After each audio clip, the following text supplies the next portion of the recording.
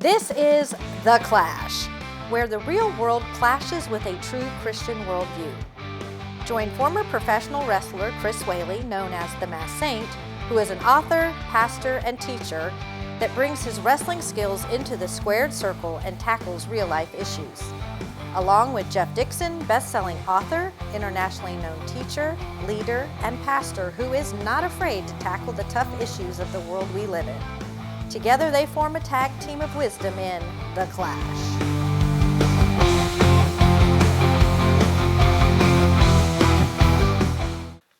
Welcome to The Clash. This is where we take a Christian worldview and allow it to collide and clash with the culture around us. And hopefully when we're done, we have something productive to say, and we're all the better for it. Yeah. I'm Jeff Dixon. I'm one of the hosts, but the real host of The Clash is Chris Whaley. And together we're going to kind of take you on a journey. Now today, Chris, this is the church episode. Right. Okay, so are you for it or against it? I love the church, Jeff. I really do. I love the church. I have a real good friend that I love like a brother who is not a very big fan of the church. Yeah.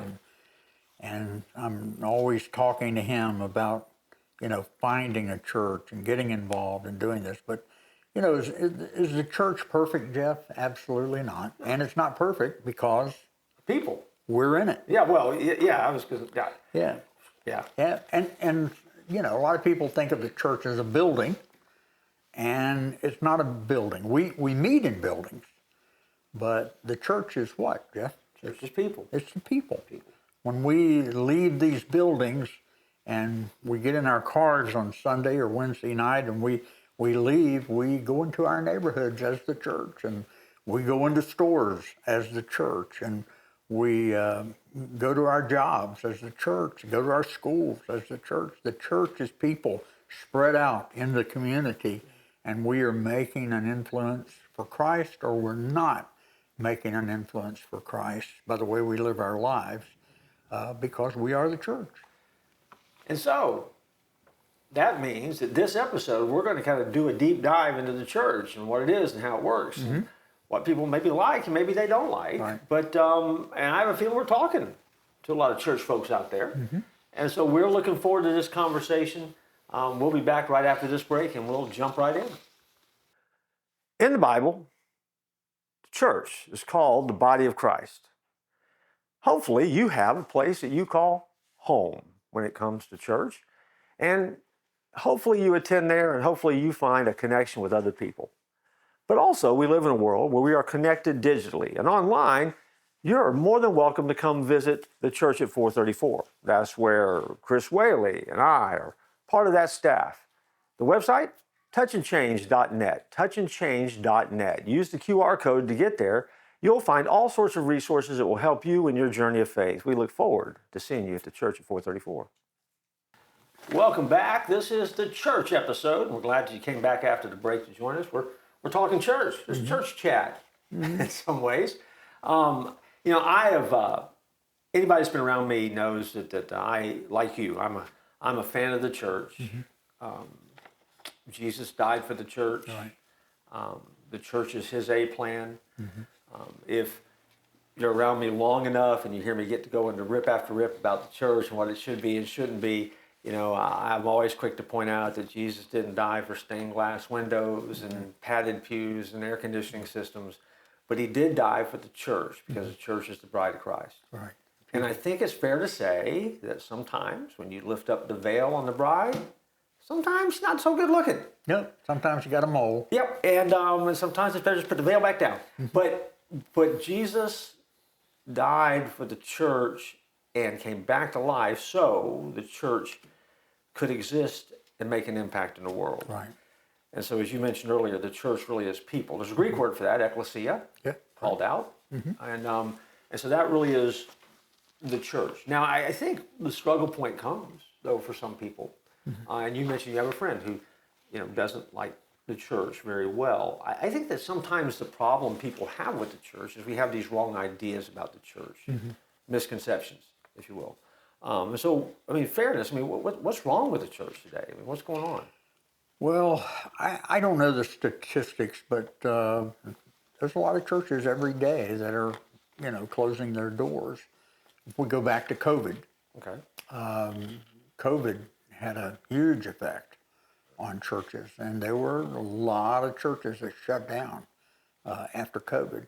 And you and I were talking in the break. I love what you said about that. Why don't you share about what you were saying? I think, because we don't know the stats for sure, the trends, I think it's safe to say, the trend was that if a church was unhealthy going into COVID, Right. there's a strong chance that it did not come out of COVID. It may have shut down or been absorbed by another church. If a church was healthy or strong going into COVID, then those churches did not only survive COVID, but then some churches came out stronger depending on their leadership and what they did behind the scenes. So COVID was a disruptor, but also, was something that for the church, it was an opportunity to step up and move through and figure out how do you do ministry, how do you do it in creative ways, what needs to happen next. And so I don't necessarily think overall that COVID hurt the church. It hurt church attendance in some places, Right. but it didn't hurt the church. I think it made it help to kind of make it stronger, did a little pruning, and helped us kind of come to grips with some stuff that we needed to know.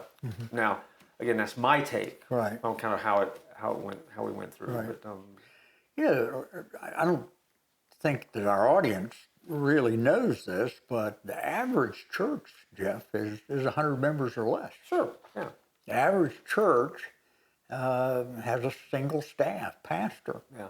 or bivocational pastor, a pastor who's working a full-time job and pastoring a church. Those are the guys that are my heroes, too. Oh, yeah, they're tough. I mean, I don't know how they did it. I mean, I never had to do that, but I don't know how they do it. And of course, you and I will be talking about things from a Southern Baptist perspective because that's what we are. But Jeff, what do you think is the big problems in the church today? What do you think?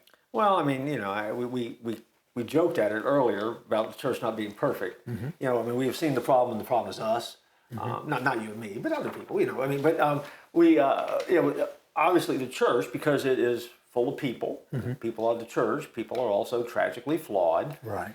And I think that one of the problems in our culture today with the church has been that the church, people have not fully embraced what it means to be a transformed, changed follower of Christ. And as a result, we have been fearful of the culture. We have forgotten the command is to be salt and light. And so what we've decided to do instead is to put the spices up in the spice rack and hunker down behind the walls because we were afraid of the culture. Right. And so it's kind of like, the culture just ran past us and we were hiding. And the culture doesn't slow down.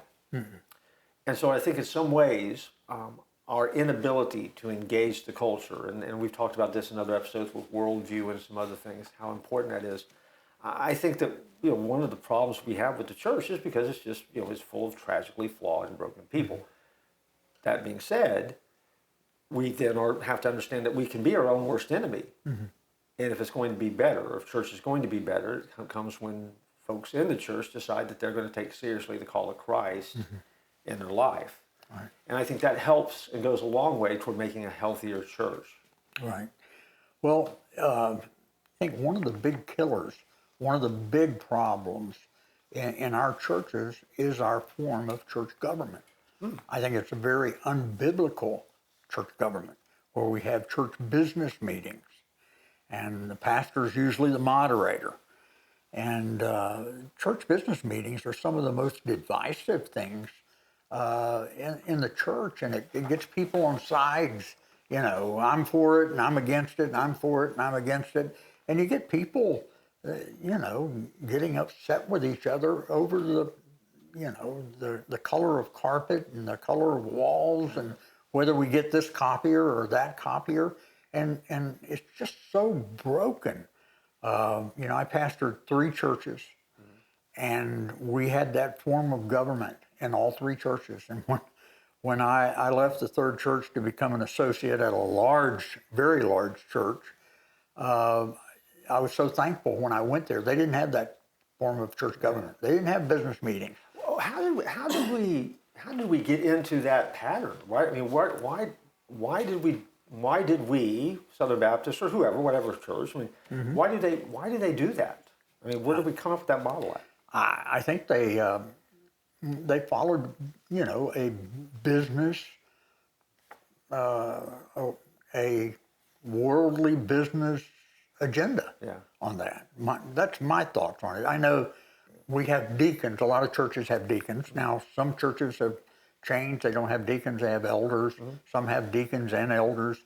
But I do know the story that back during the Industrial Revolution, business people used to put these boards on sawhorses, and they would eat their lunch, and they would talk about business at lunch, and they became known as boards and making decisions. And the pastor in Nashville, First Baptist Church of Nashville, really liked that, and he brought that into the church.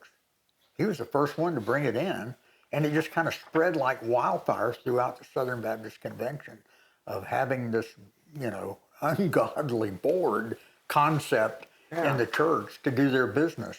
And we have been reaping the wisdom of that guy for a long time, and I don't think it was so wise because it's hurt the church. It hasn't helped it. See, now, for a lot of people think that term deacon board just came because they were just sleepy. They're just tired. I think, bored, B-O-R-E. Yeah, I've gotten bored in a whole lot of meetings before.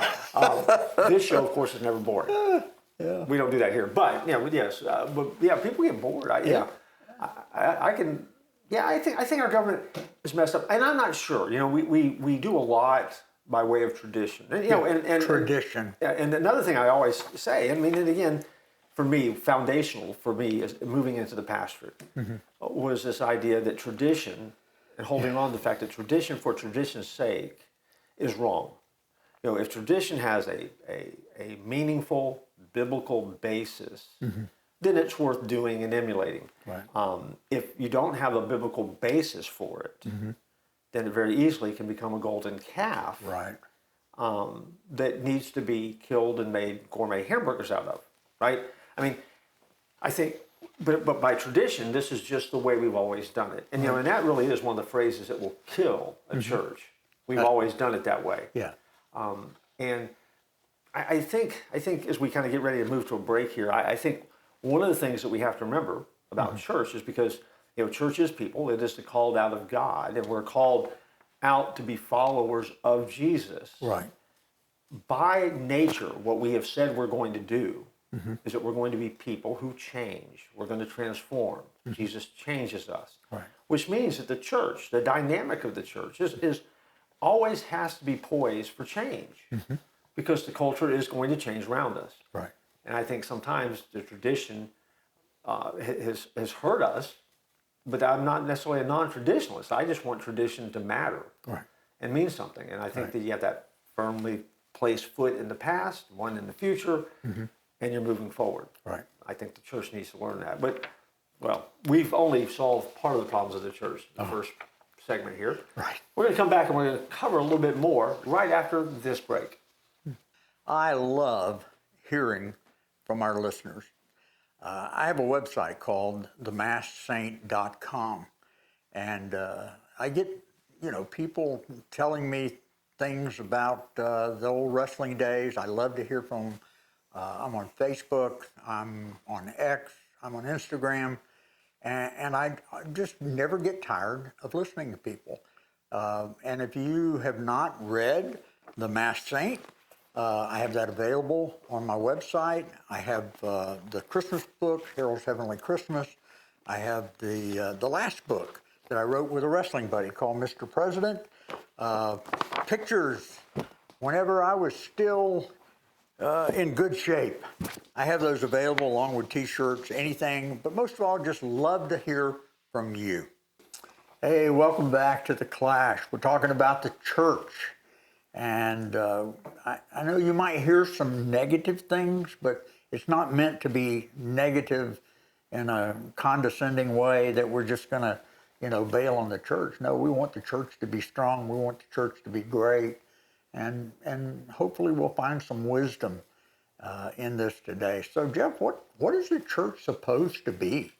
Well, I think the church is supposed to be the driving force of change in the world around us.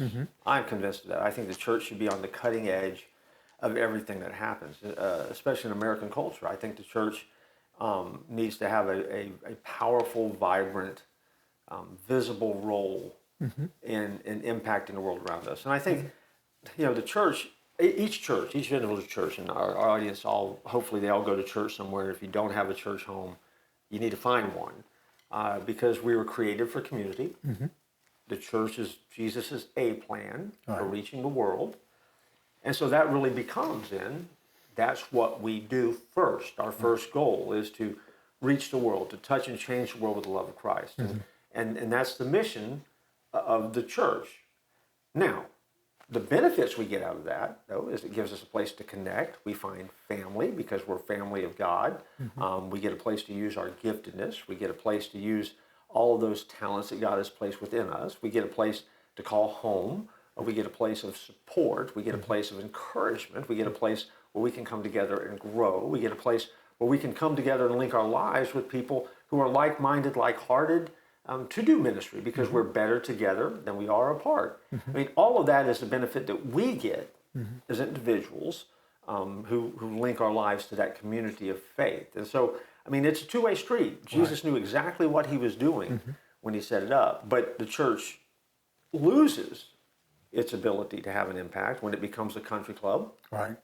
And we convince ourselves that membership has its privileges.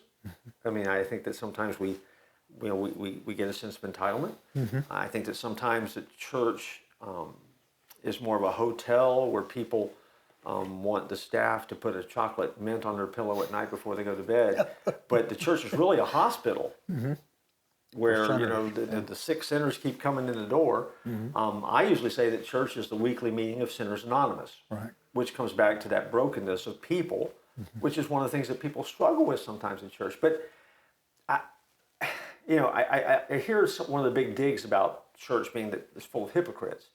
I want you to know that I don't pastor a church of hypocrites. Everybody in our church are sinners. They're just saved by grace. We're not that good.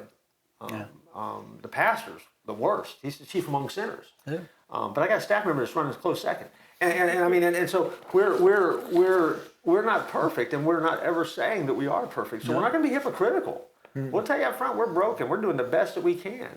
But when a dog's playing checkers, you don't criticize the game. You're just glad they're in the game, right? And so that's kind of who we are. That's how we work. Yeah. Well, I've met some guys that ran grocery stores. One of them in particular, who's a big hypocrite. But you still got to buy groceries.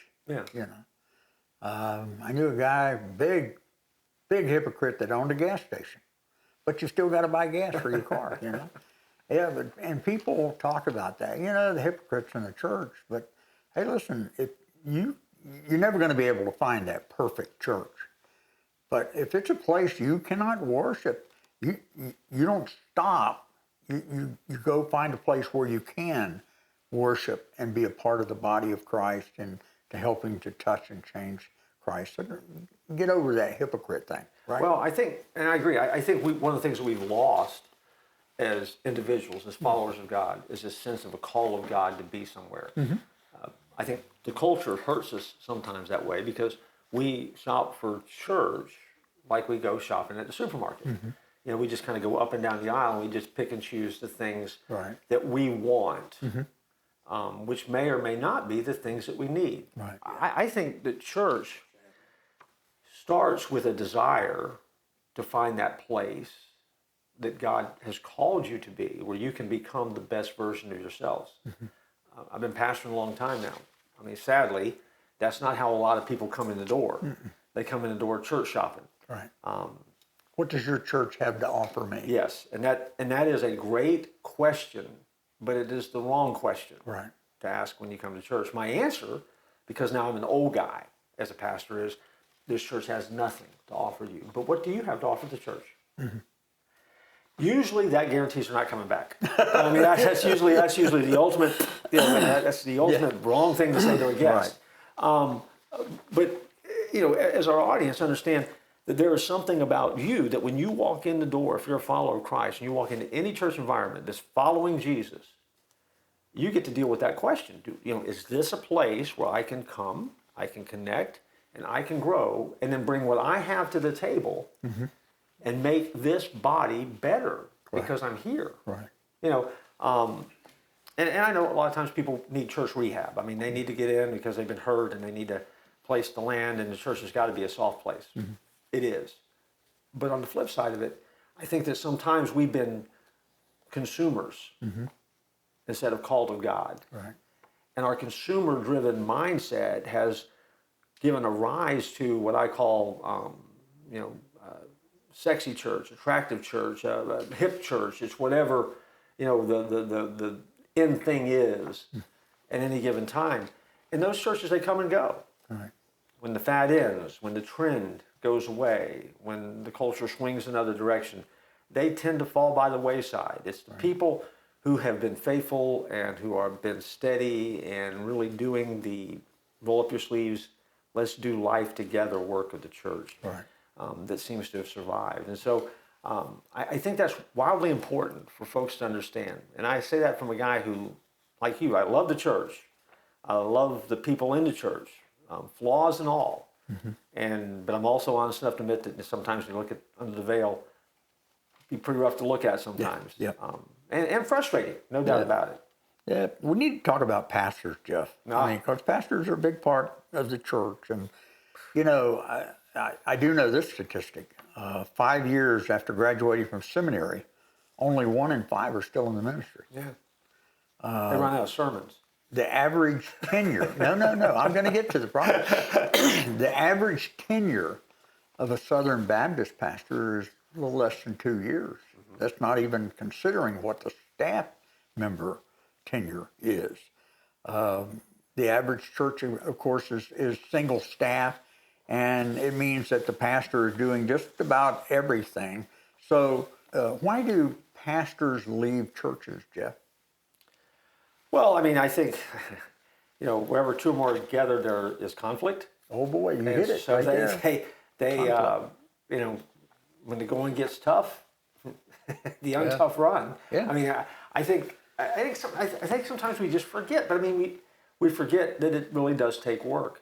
But if you think about it, if you can slow down long enough and think about it, for any pastor, any church, I mean, this is the most important thing we would ever be a part of because it has eternal value. Right. And so if anything is worth fighting for and doing and getting settled and getting right, I mean, this church is the environment where those things can happen. And I think sometimes we forget that tension is really necessary to spark growth. Right. But I think that when conflict comes as leaders, and just because you have the title of pastor doesn't make you a good leader. This will offend some of my pastor friends out there, but I know some who were not good leaders. Yeah. And at the first opportunity to jump because there's conflict, or jump to a bigger congregation, or jump because there's more money, we use the phrase, I hear the call of God. And God never calls you backwards. He's always calling you forward to more of. And I think sometimes we have forgotten about that. And I think pastors, man, they blow out. I mean, they leave behind a battlefield of damage. They do. And that conflict, so the average church calls a young pastor and they just eat him up that first 6 months. Oh, he's, the honeymoon period. He's the best thing in the world. And then he makes a decision. Of course, as the pastor, he's supposed to help lead the church. And he makes a decision. It upsets some people. They start getting people on their side. And pretty soon, there's so much conflict. That young pastor says, I could find another church rather than clean this up. And sadly, that's what they're doing. Yeah, it's hard because again, because it's easy to see what's wrong, but I think sometimes it's tougher to see what's right. And what's right about the church is Jesus. Right. And it is the place, the group, the community, the connection point for you to grow and grow deep roots, and to put, some meat, if you will, on the bones of faith. Right. I mean, and that's what the church does when the church is healthy. That's what the church does and all around us. I mean, and the church becomes family. Right. Because that's who we are. We're adopted into the kingdom of God. And so we're brothers and sisters. Yeah. And so we need each other. So the church really is so vital. Yes. And it's such an important part of what has to happen in our culture for the culture to continue to move forward in healthy ways. You take the church out of the mix, there's a huge sucking sound, and the vacuum, the hole, the void is just too great. And so I think as we kind of get ready to kind of take another quick break here, we're going to come back and kind of give a couple of quick thoughts as to what our folks need to do, and how to encourage not only church members but church staffs and things like that. But we got to take a break. Okay. Let's pay some bills. We'll be right back. Hi. Thanks for not leaving during the break because, well, I'm obviously trying to get you to buy something. I really am. If you're anything like me, middle of summer, sometimes it gets really hot. We film here in Florida. It's hot all the time. And every once in a while, you'd like to take a little bit of a break. Get a little Christmas spirit going in your life. If so, I have a suggestion for you.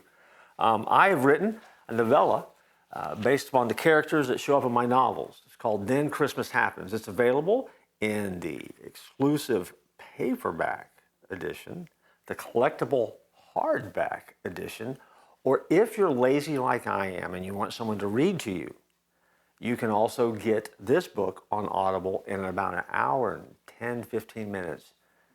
Hear it, read it, and get a little Christmas magic happening in your life. To get it, you have to go to Amazon, look up My Name, Jeff Dixon, and then let Christmas happen in your life. Welcome back. Jeff, you've done an amazing job as the pastor at the church at 434. It's unbelievable. You've got the same staff that you had when you started, and that's been about 30 years. There's no drama here, and I love that. So tell us real quickly before we sign off, tell us, what did you do to help, build this kind of structure for Christ? I didn't make any mistakes. You don't believe that, do you? Oh, no. I think from the very beginning, though, the one thing I never forgot is what we were supposed to do. We're supposed to touch and change the world with the love of Christ. As we follow Jesus, it's an adventure and it's exciting. And those two themes keep resonating with me. And so it's never diminished my desire to teach people and equip people to understand that and do that. We've done a lot wrong. I was just kidding when I said we never. We've done a lot wrong, and we had to learn as we went, just like anybody else. But here's the great part: we've been honest. We have integrity. We've never promised to be something that we weren't. And even when things got tough, we stepped up into those tough moments with integrity, which is really, I think, refreshing in the world around us. And simply just said, we want to be who God wants us to be, and we want to get this right for Jesus, because this is the most important thing. And I would say transparency, too. Yeah, and transparency really does matter. I mean, you're not, because we're not overly complicated. I mean, we're trying to do something good in the world around us, and we're trying to do it to the glory of God. And I think that helps. Yep. So, yeah. Think we dare close it out? Well, I mean, we're going to have to. We could talk about church all day. Yeah, there's so much more. But we're not going to, because we need to tell our folks that are watching us, find a church home. Yeah. Be a part of a church home, even during the breaks. We've given you the opportunity to connect with the church at 434, somehow online, but you still need to have a local church home that you call your own. Any advice before we get out of here? Don't give up on the church, and don't tap out.